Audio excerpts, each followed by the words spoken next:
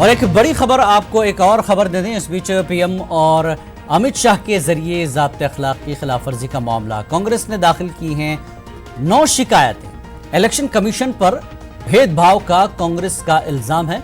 Supreme court ने मनु सिंघवी से हलफनामा देने को कहा है। मामले की अगली समाअत बुध को चुनाव कमीशन मोदी और शाह को दे चुका है क्लीन चिट। तो बड़ी खबर कि जिस तरह से क्लीन चिट लगातार मिल रही थी, पीएम मोदी और अमित शाह के जरिए ज़ाब्ते अखलाक की खिलाफ वर्जी का मामला, कांग्रेस ने इस पूरे मामले पर 9 शिकायतें की हैं और कांग्रेस का कहना है कि इलेक्शन कमीशन भेदभाव कर रहा है। तो ऐसे में कांग्रेस के इस इल्जाम को देखते हुए सुप्रीम कोर्ट ने मनु सिंघवी से हलफनामा देने को कहा है और मामले की अगली समाअत बुध को होगी।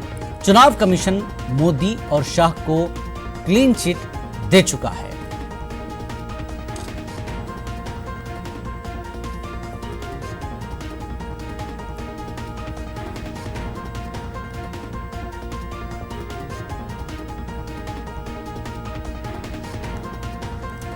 जिस तरह से बयानबाजी हो रही थी मुख्तलिफ रैलियों में, उन तमाम रैलियों में इलेक्शन कमीशन ने कई चीज़ों का सख्त नोट लिया था। उसमें शिकायतें की गई थी अमित शाह और पीएम मोदी के ताल्लुक से।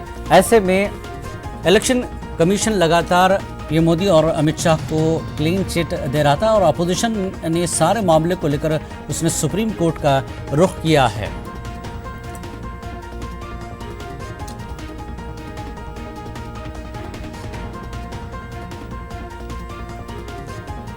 और चलिए रुख करते हैं हावड़ा का। हावड़ा में वोटिंग जारी है और किस तरह की